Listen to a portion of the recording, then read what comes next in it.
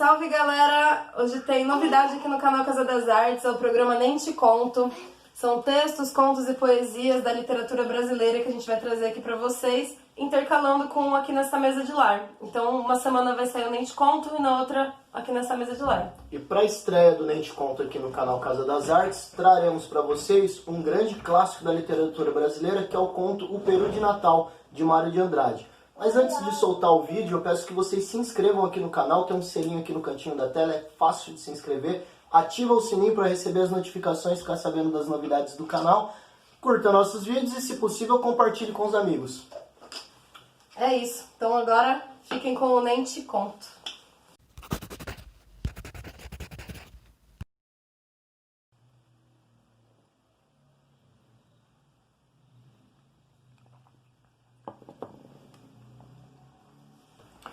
O nosso primeiro Natal de família, depois da morte do meu pai acontecida 5 meses antes, foi de consequências decisivas para a felicidade familiar. Nós sempre fôramos familiarmente felizes, nesse sentido muito abstrato da felicidade. Gente honesta, sem crimes, lar sem brigas internas, nem graves dificuldades econômicas. Mas devido principalmente à natureza cinzenta do meu pai ser desprovido de qualquer lirismo, de uma exemplaridade incapaz acolchoada no medíocre, sempre nos faltara aquele aproveitamento da vida.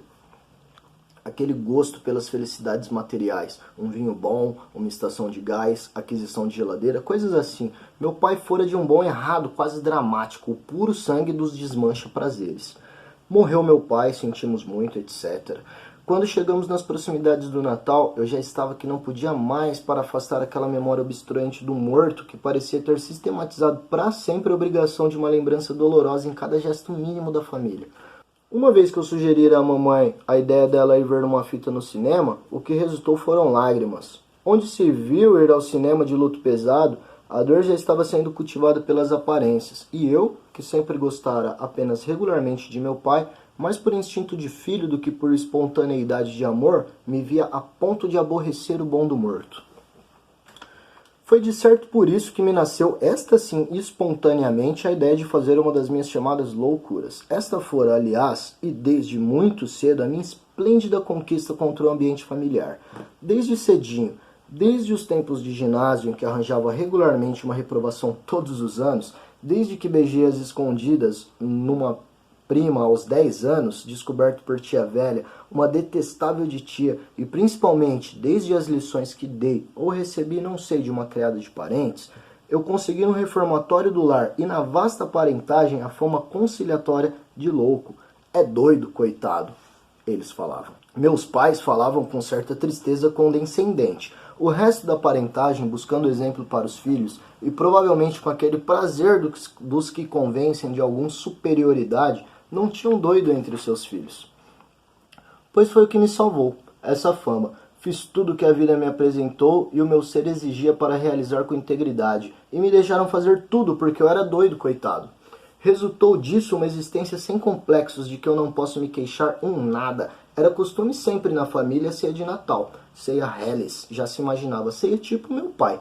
Castanhas, figos, passas, depois da missa do galo, empanturrados de amêndoas e nozes. Quanto discutimos, os 3 manos, por causa do quebra-nozes, empanturrados de castanhas e monotonias, a gente se abraçava e ia pra cama. Foi lembrando isso que eu me arrebentei com uma das minhas loucuras. Bom, no Natal quero comer peru. Houve um desses espantos que ninguém imaginava. Logo minha tia solteirona e santa, que morava conosco, advertiu que não podíamos convidar ninguém por causa do luto. Mas quem falou de convidar ninguém? Essa mania, quando é que a gente já comeu peru na nossa vida? Peru aqui em casa é prato de festa, vem toda essa parentada do diabo. Meu filho, não fale assim, pois falo e pronto. E descarreguei minha gelada indiferença pela nossa parentagem infinita. Diz que vinda de Bandeirantes, que me importa. Era mesmo o momento para desenvolver minha teoria de doido, coitado. Não perdi a ocasião. Me deu de sopetão uma ternura imensa por mamãe e titia. Minhas 2 mães, 3 com a minha irmã. As 3 mães que sempre me divinizaram a vida. Era sempre aquilo. Vinha aniversário de alguém e só então faziam peru naquela casa. Peru era prato de festa. Uma imundície de parentes já preparados pela tradição invadiam a casa por causa do peru, das empadinhas e dos doces. Minhas 3 mães 3 dias antes já não sabiam da vida se não trabalhar. Trabalhar no preparo de doces e frios finíssimos de bem feitos. A parentagem devorava tudo e ainda levava embrulhinhos para os que não tinham podido vir. As minhas 3 mães mal podiam de exaustas do peru só no enterro dos ossos, no dia seguinte. É que mamãe com titia ainda provavam um naco de perna vago, escuro, perdido no arroz-alvo. E isso mesmo era a mamãe quem servia. Catava tudo pro velho e pros filhos. Na verdade, ninguém sabia de fato que era peru na nossa casa. Peru era resto de festa. Não se convidava ninguém. Era um peru para nós, 5 pessoas, e havia de ser com 2 farofas. A gorda, com os miúdos, e a seca, douradinha, com bastante manteiga, que era o papo recheado só com farofa gorda, que havíamos de ajuntar ameixa preta, nozes e um cálice de xeres, como aprendera na casa de Rose, muito minha companheira. É claro que omiti onde aprender a receita, mas todos desconfiaram, e ficaram naquele ar de incenso assoprado. Senão, seria a tentação do Dianho a provar receita tão gostosa. E cerveja bem gelada eu garantia, quase que gritando. É certo que com meus gostos já bastante afinados fora do lar, pensei primeiro num bom vinho completamente francês, mas a ternura por mamãe venceu o doido, e mamãe adorava cerveja. Quando acabei meus projetos, notei bem, todos estavam felicíssimos, num desejo danado de fazer aquela loucura que eu estourara. Bem que sabiam, era loucura sim, mas todos se faziam imaginar que eu sozinho que estava desejando muito aquilo e havia um jeito fácil de empurrarem para cima de mim a culpa de seus desejos enormes. Sorriam se entreolhando, tímidos como pombas desgarradas, até que a minha irmã resolveu com sentimento geral. É louco mesmo. Comprou-se o peru, fez-se o peru, etc. E depois de uma missa do galo, muito mal rezada, se deu o nosso mais maravilhoso Natal. Fora engraçado, assim que me lembrara de que finalmente ia fazer mamãe comer peru, não fizeram outra coisa aqueles dias que pensar nela, sentir ternura por ela, amar minha velhinha adorada. E meus manos também, estavam no mesmo ritmo violento de amor, todos dominados pela felicidade nova que o peru vinha imprimindo na família. De modo que, ainda disfarçando as coisas, deixei muito sossegado que mamãe cortasse todo o peito do peru. Um momento, aliás, ela parou, feito fatias um dos lados do peito da ave, não resistindo àquelas leis de economia que sempre a tinham entorpecido numa quase pobreza sem razão. Não, senhora, corte inteiro, só eu como tudo isso. Era mentira. O amor familiar estava por tal forma incandescente em mim que até era capaz de comer pouco só para que os outros 4 comessem demais. E o diapasão dos outros era o mesmo. Aquele peru comido a sós redescobri em cada um que a cotidianidade abafara por completo. Amor, paixão de mãe, paixão de filhos. Deus me perdoe, mas eu estou pensando em Jesus. Naquela casa de burgueses bem modestos estava se realizando um milagre digno do Natal de um Deus. O peito do peru ficou inteiramente reduzido a fatias amplas e é eu que sirvo. É louco mesmo? Por que havia de servir se sempre mamãe servira naquela casa? Entre risos, os grandes pratos cheios foram passados para mim. E principiei uma distribuição heróica enquanto mandava meu mano servir a cerveja. Tomei conta logo de um pedaço admirável da casca, cheio de gordura e pus no prato. Depois vastas fatias brancas. A voz severizada de mamãe cortou o espaço angustiado com que todos aspiravam pela sua parte do peru. Se lembre dos seus manos, Juca. Quando que ela havia de imaginar a pobre que aquele era o prato dela, da mãe, da minha amiga maltratada, que sabia da Rose, que sabia dos meus crimes, a que eu só lembrava de comunicar o que fazia sofrer. O prato ficou sublime. Mamãe, esse é o da senhora. Não passe não. Foi quando ela não pôde mais com tanta comoção e principiou chorando. Minha tia também, logo percebendo que o novo prato sublime seria o dela, entrou no refrão das lágrimas. E minha irmã, que jamais viu lágrimas sem abrir a torneirinha, se esparramou no choro. Então principiei dizendo muitos desaforos para não chorar também. Eu tinha 19 anos. Diabo de família besta que via peru e chorava, coisas assim. Todos se esforçaram por sorrir, mas agora é que a alegria se tornara impossível. É que o pranto evocara por associação a imagem indesejável do meu pai morto. Meu pai, com a sua figura cinzenta, vinha sempre para estragar o nosso Natal. Eu fiquei danado.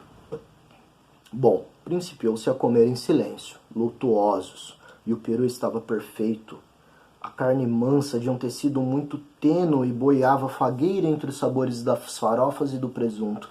De vez em quando ferida, inquietada e redesejada pelas intervenções mais violentas da ameixa preta e o estorvo petulante dos pedacinhos de noz.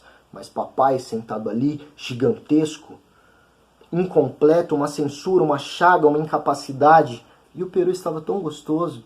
Mamãe, por fim, sabendo que o peru era manjar mesmo, digno do Jesusinho nascido, principiou uma luta baixa entre o peru e o vulto de papai.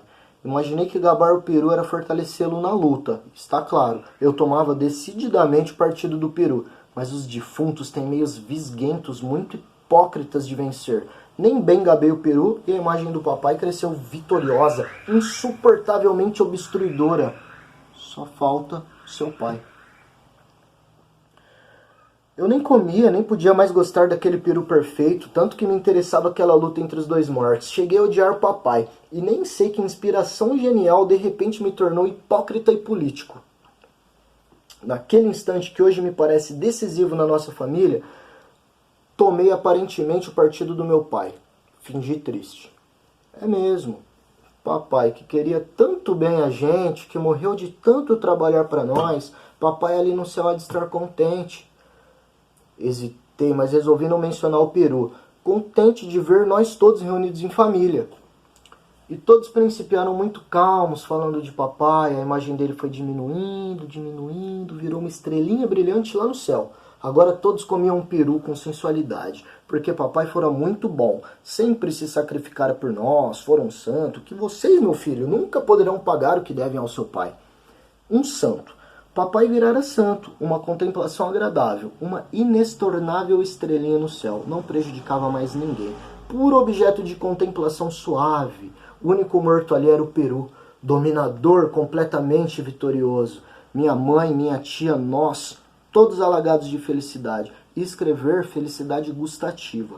Mas não era só isso não. Era uma felicidade maiúscula, um amor de todos, um esquecimento de todos os outros parentescos distraidores do grande amor familiar.